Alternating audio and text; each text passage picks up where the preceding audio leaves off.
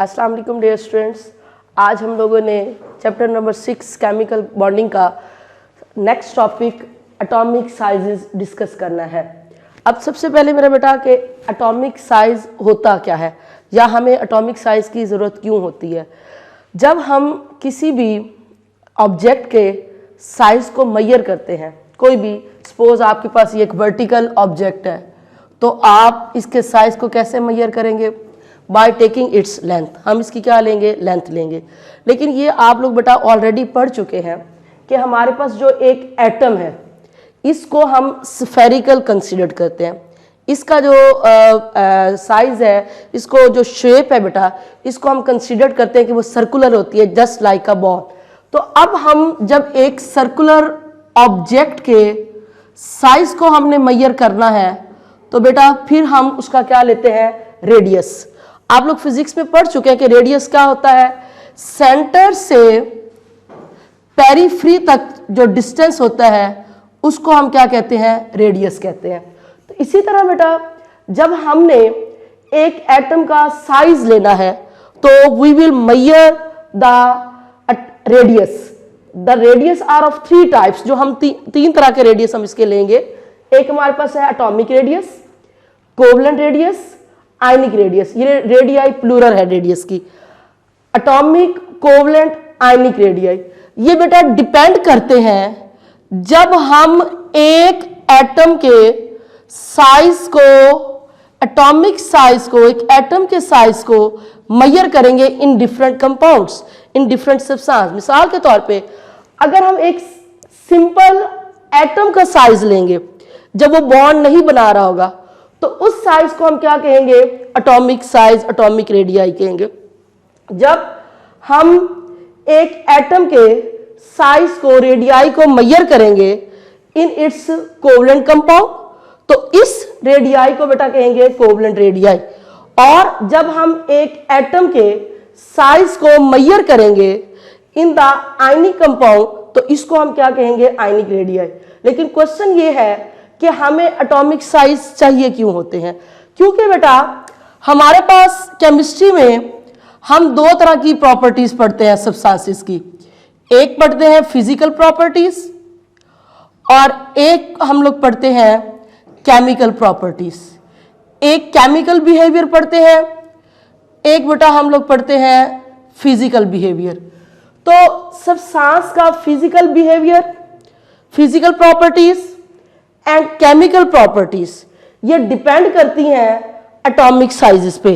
तो जब हमने पूरा बिहेवियर एक सब्सटेंस का डिस्कस करना है तो it is very important to measure the atomic size of an atom.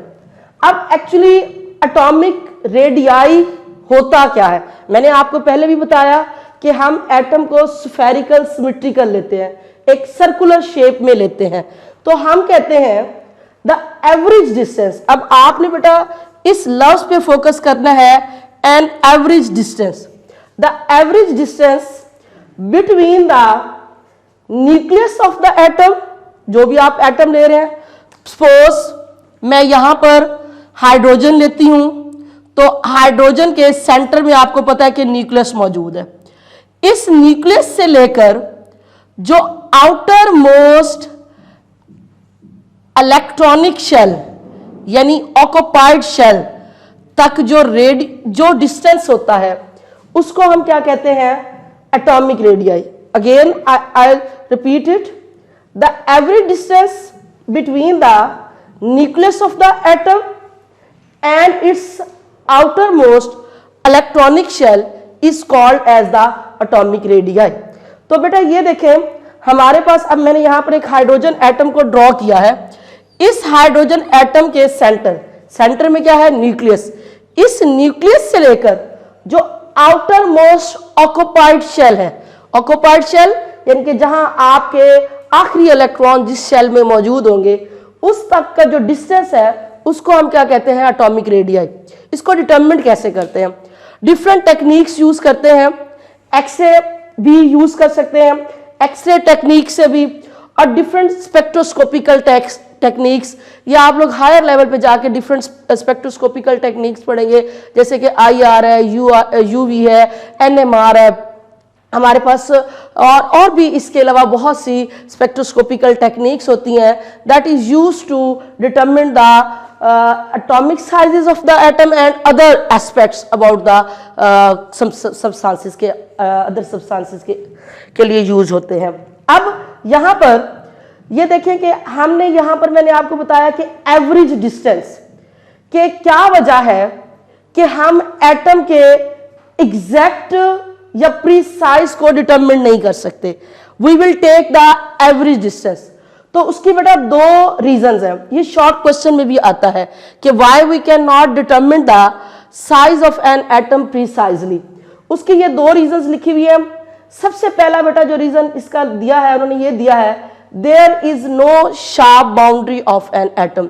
देखें, जब आप कोई एक स्फेरिकल चीज लेते हैं, कोई एक बॉल लेते हैं, तो आप जानते हैं कि बॉल की एक खास बाउंड्री होती है, एक शार्प बाउंड्री होती है, लेकिन एक एटम की शार्प बाउंड्री क्यों नहीं होती? उसकी वजह यह है, आपका जो एक इलेक्ट्रॉन है बेटा, इलेक्ट्रॉन एक्चुअली क्या है? Electron it is the cloud of charges.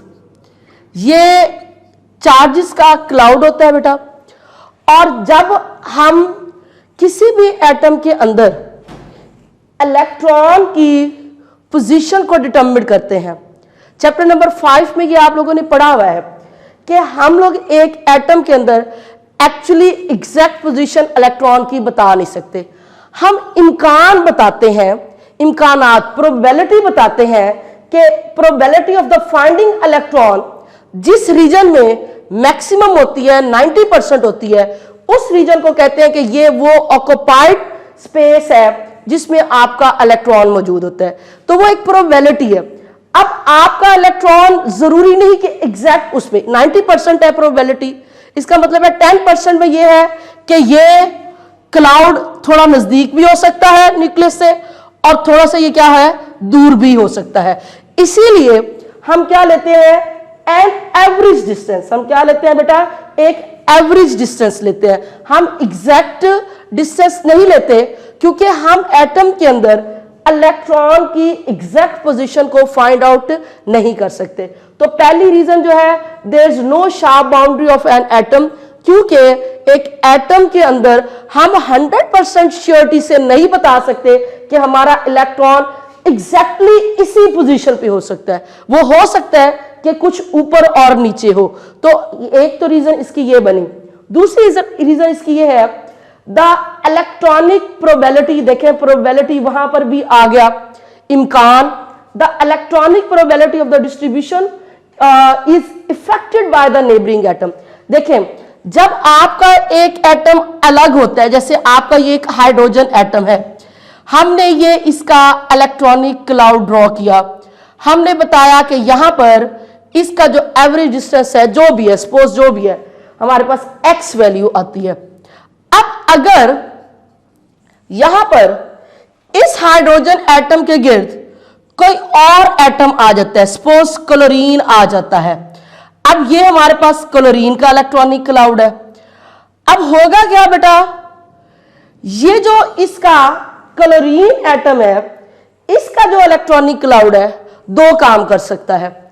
एक काम ये कर सकता है कि वो इसके इलेक्ट्रॉनिक क्लाउड को क्या करे, रिपेल करे, रिपल्शन भी हो सकती है, और इसका न्यूक्लियस इसके इलेक्ट्रॉनिक क्लाउड को क्या करे, अपनी तरफ अट्रैक्ट करे।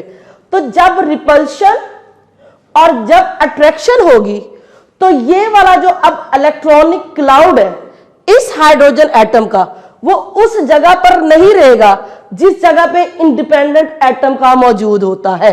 तो ये वाली जो डिस्ट्रीब्यूशन हुआ है इलेक्ट्रॉनिक क्लाउड की, it is disturb by the neighbouring atom. और इसको बेटा आने वाले दिनों में हम पढ़ेंगे कि एक्चुअली ये डिस्टर्बेंस है क्या। इस डिस्टर्बेंस को बेटा हम लोग कहते हैं इलेक्ट्रोनेगेटिविटी कहते हैं, जिसकी वजह से हमारे पास ये जो इलेक्ट्रॉनिक क्लाउड है, या तो वो अपनी तरफ स्ट्रेच करेगा या वो क्या होगा, एटम इसको क्या करेगा, रिपेल करेगा। तो जिसकी वजह से जो उसकी एक पोजीशन हमने पहले बताई हुई है, उस पोजीशन से या तो इलेक्ट्रॉनिक क्लाउड थोड़ा सा एक्सपैंड हो जाएगा या थोड़ा सा क्या हो जाएगा, कॉन्ट्रैक्ट हो जाएगा। इसी वजह से हम कहते हैं कि एक एटम का हम एवरेज डिस्टेंस तो बता सकते हैं, एवरेज रेडियाई तो बता सकते हैं, लेकिन हम उसका एग्जैक्ट रेडियाई नहीं बता सकते जो कि हम किसी भी स्फेरिकल बॉडी का बता सकते हैं। अब बेटा हम लोगों ने डिस्कस करना है variation of the atomic radii in the periodic table. अब जैसे कि बेटा मैंने आपको बताया कि अभी हम लोगों ने डिस्कस करनी है variation of the atomic radii in the periodic table. तो पीरियोडिक टेबल में बेटा हमारे पास आपको पता है कि वर्टिकल कॉलम्स होते हैं और हॉरिजॉन्टल रोज। वर्टिकल कॉलम्स को बेटा हम लोग क्या कहते हैं, ग्रुप्स कहते हैं। हॉरिजॉन्टल रोज को हम क्या कहते हैं, पीरियड्स कहते हैं। अब फॉर द फेयर कंपैरिजन के atomic radii across the period कैसे वेरी कर रहा है और डाउन द ग्रुप कैसे वेरी कर रहा है, तो इसके लिए बेटा मैंने यहाँ पर दो ग्रुप्स कोट किए हैं। एक ग्रुप 1A जो आपके पीरियोडिक टेबल में एक्सट्रीम लेफ्ट पे है, और ग्रुप 7A जो आपके ग्रुप में आपके पीरियोडिक टेबल में एक्सट्रीम राइट पे मौजूद है, और यहाँ पर पीरियड नंबर 2 लिया है। तो अब हमने वेरिएशन पढ़नी है एटॉमिक रेडियाई की, कहाँ पढ़नी है, डाउन द ग्रुप पढ़नी है, अक्रॉस द पीरियड पढ़नी है। तो सबसे पहले हम लोग डिस्कस करेंगे कि ग्रुप के अंदर एटॉमिक रेडियाई का क्या ट्रेंड है। तो अगर आप ट्रेंड यहाँ देखें, अगर वैल्यूज की फॉर्म में देखें, यहाँ मैंने वैल्यू लिखी है 152 PM। PM मीन पिकोमीटर, कि हम जो एटॉमिक रेडियाई लेते हैं बेटा वो किस यूनिट में लेते हैं, पिकोमीटर में। और ये मैं उस दिन भी आपको बता चुकी हूँ कि 1 picometre is equal to 10⁻⁻12 metre के बराबर होता है। अब you can see as we go down the group, कि जब हम लिथियम से फ्रेंसियम तक आते हैं तो लिथियम का हमारे पास एटॉमिक रेडियाई है 152, सोडियम का है 186, potassium 227, rubidium 248, caesium 265 and francium 270। In the same way हम यही वाला ट्रेंड बेटा ऑब्जर्व करते हैं इन ग्रुप 7A में, कि फ्लोरीन का 64 सबसे कम एटॉमिक रेडियाई है, और जो सबसे लास्ट वाला मेंबर है जो कि एस्ट्राटीन है, उसका एटॉमिक रेडियाई बेटा क्या है, 140। तो यहां से हम लोगों ने ये डिड्यूस किया कि हम जैसे डाउन द ग्रुप जाते हैं हमारे पास एटॉमिक रेडियाई इंक्रीज होता है इन जनरल। कहीं कहीं बेटा ये ट्रेंड जो है वो इंटरप्ट भी होता है, तो उसमें एटम की अपनी डिफरेंट रीजंस होती हैं, लेकिन हमने जनरल ट्रेंड को डिस्कस करना है कि अगर हम कहते हैं, और इन ईच ग्रुप, आप जिस ग्रुप में जाएंगे, ग्रुप 1A से लेकर ग्रुप 8A तक आप जिस ग्रुप में भी जाएंगे, हम यही वाला ट्रेंड जो है वो ऑब्जर्व करेंगे कि डाउन द ग्रुप हमारे पास जो साइज ऑफ एन एटम है, एटॉमिक रेडियाई है, वो इंक्रीज हो रहा है। तो why it is going to increase, दो रीजंस है बेटा, एक नंबर ऑफ शेल्स और दूसरा शील्डिंग इफेक्ट। तो अब ये दोनों फैक्टर मैं वन बाय वन डिस्कस करूंगी।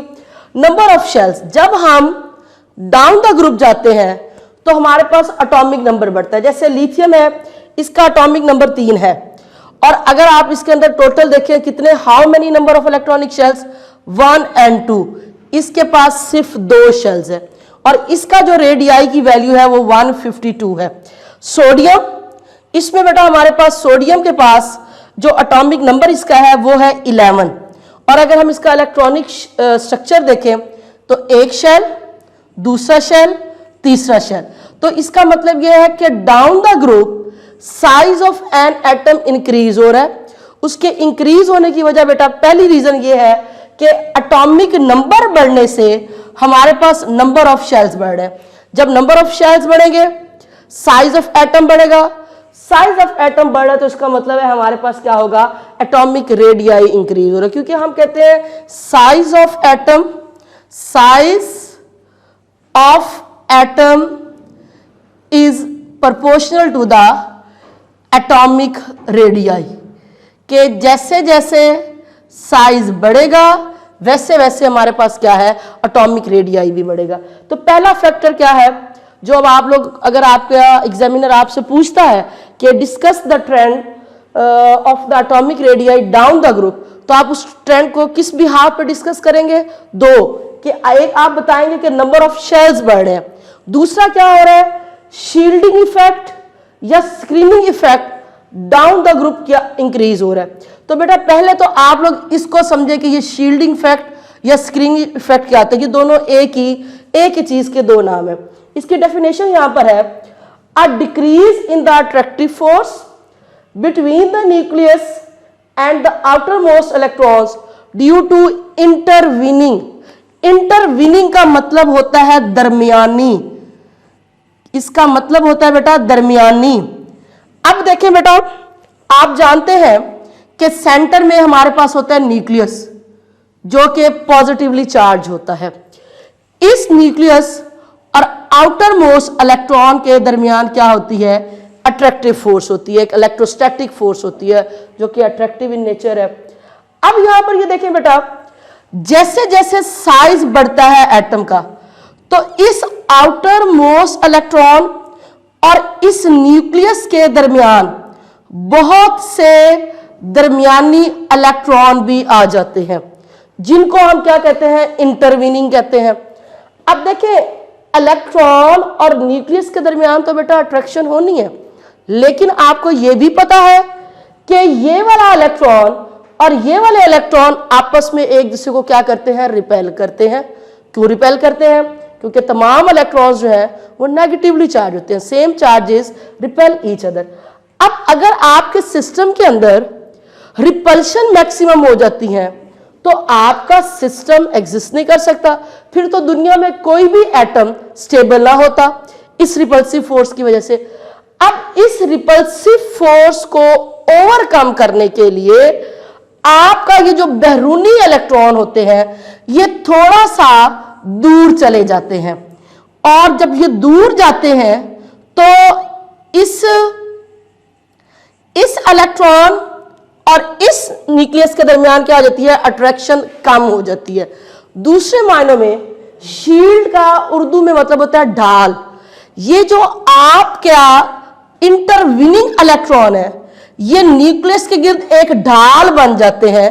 जैसे कि जंगों में पहले लोग जो जंग लड़ते थे और वो अपने आप को किसी तीर वगैरह से बचाने के लिए अपने सीने पे एक ढाल शील्ड को बांध देते थे ताकि उस पर कोई हमला आवर हो तो वो उसको नुकसान ना पहुंचे। इन द सेम वे ये जो इंटरवीनिंग इलेक्ट्रॉन है ये एक ढाल बन जाते हैं किसके गिर्द, इस न्यूक्लियस के गिर्द, जिसकी वजह से इस न्यूक्लियस और इन आउटर मोस्ट इलेक्ट्रॉन की जो अट्रैक्शन होती है वो क्या हो जाती है, वो कम हो जाती है।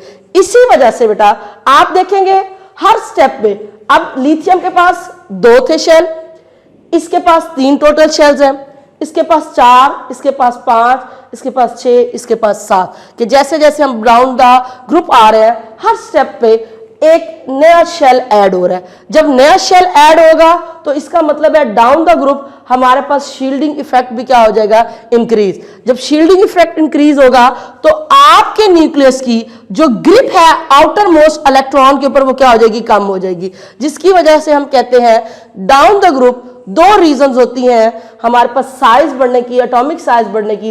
एक रीजन मेरा बेटा क्या है कि down the group number of shells बढ़ रहे हैं, और दूसरा जो आपका आउटर इलेक्ट्रॉन है उसके ऊपर जो न्यूक्लियस की अट्रैक्शन है वो हमारे पास क्या आ रही है, डिक्रीज हो रही है। इस इफेक्ट को मेरा बेटा हम लोग क्या कहते हैं, शील्डिंग इफेक्ट कहते हैं। और अब जो हमने अगला डिस्कस करना है वो डिस्कस करना है ट्रेंड अक्रॉस द पीरियड। अब हम लोगों ने बेटा पहले डिस्कस किया है ट्रेंड डाउन द ग्रुप, उसकी मैंने बेटा आपके साथ रीजंस डिस्कस कर दिए हैं। अब हम लोगों ने डिस्कस करना है अक्रॉस द पीरियड। आपको मैंने पहले भी बताया कि ये जो वर्टिकल लाइंस है हमारे पास इनको हम क्या कहते हैं, पीरियड्स कहते हैं। हमारे पास there are 7 periods in the periodic table. अब हम पीरियड नंबर 2 की बात करते हैं जो कि लिथियम से शुरू होता है और एंड्स होता है एट द नियॉन। नियॉन को नहीं लिखा, here I will take the example, I will quote the fluorine. मैंने इस फ्लोरीन को कोट किया। अब देखिए बेटा आप you can see over there कि लिथियम का हमारे पास जो है एटॉमिक रेडियस वो 152 है, बेरिलियम का 111 है, बोरोन का 83 है, कार्बन का 77 है, नाइट्रोजन का 70 है, ऑक्सीजन का 60 है, फ्लोरीन का 64 है। यानी हमने यहाँ पर ये एक ट्रेंड ऑब्जर्व किया है कि जैसे जैसे हम अक्रॉस द पीरियड जा रहे हैं, जैसे जैसे हम लोग लेफ्ट टू राइट जा रहे हैं, हमारे पास एटॉमिक रेडियाई डिक्रीज हो रहा है। अब क्यों डिक्रीज हो रहा है इन जनरल बेटा हमारे पास यही ट्रेंड होगा। अगर कहीं कहीं कोई एबनॉर्मल है तो वो अपने एटम की नेचर की वजह से होता है, लेकिन हम जनरल ट्रेंड की बात कर रहे हैं। अब जनरल ट्रेंड ये है कि अक्रॉस द पीरियड हमारे पास जो एटॉमिक साइज है उसने क्या होना है, कम होना है। उसके यहाँ पर बेटा दो रीजंस हैं। पहली रीजन है nuclear charge increases. Nuclear charge actually होता क्या है, the charge on your nucleus. आप सब लोग बेटा इस बात से फेमिलियर हैं कि न्यूक्लियस के अंदर आपका प्रोटॉन मौजूद होता है और न्यूट्रॉन मौजूद होता है। न्यूट्रॉन के ऊपर नो चार्ज और आपके प्रोटॉन के ऊपर क्या होता है, पॉजिटिव चार्ज होता है। तो इसका मतलब यह हुआ कि आपके न्यूक्लियस के ऊपर कौन सा चार्ज है, पॉजिटिव चार्ज है। अब ये देखिए बेटा, अगर हम लोग लिथियम से फ्लोरीन तक का सफर करें तो हर स्टेप में हमारे पास एक नंबर ऑफ प्रोटॉन बढ़ है। लिथियम में 3 प्रोटॉन है, बेरिलियम में 4 है, बोरॉन में 5 है, कार्बन में 6 है, नाइट्रोजन में 7 है, ऑक्सीजन में 8 है और फ्लोरीन में 9 है। इसका मतलब यह है कि जब हम अक्रॉस द पीरियड जाते हैं तो हमारे पास न्यूक्लियर चार्ज की अमाउंट बढ़ जाती है in each step. Her step के साथ एक प्रोटॉन ऐड हो रहा है। अब जब एक प्रोटॉन ऐड हो रहा है और आपके पास, आप ये भी देखें कि आपने ग्रुप में ये ऑब्जर्व किया नंबर ऑफ शेल्स बढ़ रहे हैं, लेकिन पीरियड में नंबर ऑफ शेल्स सेम रहेंगे। पीरियड नंबर 2 में तमाम एटम्स के पास 2 शेल्स होंगे, पीरियड नंबर 3 में तमाम एटम्स के पास 3 शेल्स होंगे, पीरियड नंबर 4 में तमाम एटम्स के पास 4 शेल होंगे, सो ऑन। क्योंकि जो हमारे पास होता है पीरियड नंबर होता है वो according to the number of shells होता है। अब पीरियड नंबर 2 को हमने यहां कोट किया, हमारे पास नंबर ऑफ शेल्स क्या है, सेम है। नंबर ऑफ शेल्स सेम है, लेकिन हर स्टेप के साथ आप ये देखें कि एक प्रोटॉन ऐड हो रहा है। जब प्रोटॉन बेटा ऐड हो रहा है तो हमारे पास क्या हो रहा है, अट्रैक्शन बढ़ रही है किसके दरमियान, न्यूक्लियस और आउटर मोस्ट इलेक्ट्रॉन के दरमियान अट्रैक्शन बढ़ रही है।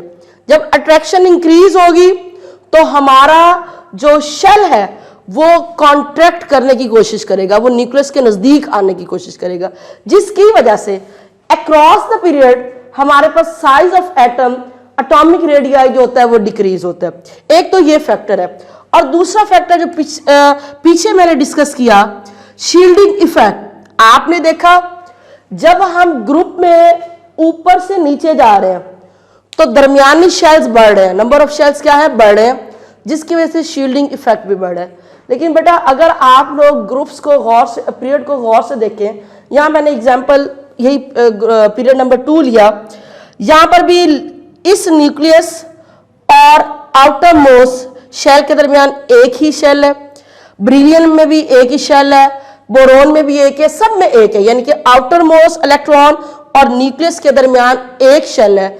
वो इस बात को शो कर रहे हैं कि अक्रॉस द पीरियड हमारे पास जो शील्डिंग इफेक्ट है वो क्या रहता है, वो सेम रहता है। वो क्या रहता है, सेम रहता है। और उसकी वजह क्या है, शॉर्ट क्वेश्चन में भी आपसे पूछ सकते हैं, आपसे एमसीक्यूज में पूछ सकते हैं, तो आप उसमें उसकी एक रीजन देंगे कि जो नंबर ऑफ इंटरवीनिंग शेल है between the nucleus and the outermost electron remains same, that's why shielding effect remains constant, same रहता है। तो अब यहां पर आप देखेंगे हर पीरियड में हम लोग यही वाला ट्रेंड ऑब्जर्व करेंगे कि across the period size decrease हो रहा है। उसकी 2 वजह आप लिखेंगे, एक ये कि न्यूक्लियर चार्ज बढ़ जाता है, दूसरा ये कि शील्डिंग इफेक्ट रिमेन सेम। लेकिन अगर आप लोग जरा गौर से इसको देखें, हमने यहां पर थोड़ा सा एक ट्रेंड से बात हट के देखी कि फ्लोरीन का साइज ऑक्सीजन से थोड़ा होना चाहिए, लेकिन आपने एक थोड़ा सा एबनॉर्मल फ्लोरीन का बिहेवियर ऑब्जर्व किया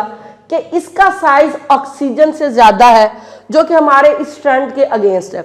तो उसमें बहुत ज्यादा डिटेल में जाने की जरूरत नहीं है मुझे, सिर्फ आपको छोटी सी ये मैं बात बता दूं कि फ्लोरीन पीरियोडिक टेबल का सबसे ज्यादा इलेक्ट्रोनेगेटिव एटम है विद एन इलेक्ट्रोनेगेटिविटी वैल्यू 4। अब जिसकी वजह से इसका इलेक्ट्रॉनिक क्लाउड बहुत थिक हो जाता है और रिपल्शन सिस्टम के अंदर क्रिएट होना शुरू हो जाती है। उस रिपल्शंस को मिनिमाइज करने के लिए आपका जो फ्लोरीन है उसका इलेक्ट्रॉनिक क्लाउड थोड़ा सा एक्सपैंड हो जाता है। इसी वजह से ये जो एक नॉर्मल ट्रेंड है उस ट्रेंड से ये थोड़ा सा क्या करता है, डेविएट करता है। अदरवाइज जब जर्नल ट्रेंड की बात करेंगे तो जर्नल ट्रेंड हमारे पास यही है कि अक्रॉस द पीरियड हमारे पास जो है वो साइज क्या हो रहा है, डिक्रीज हो रहा है। इंशाल्लाह बेटा नेक्स्ट लेक्चर में हम लोग दूसरे दो रेडियाई डिस्कस करेंगे, that is the ionic radii and the covalent radii.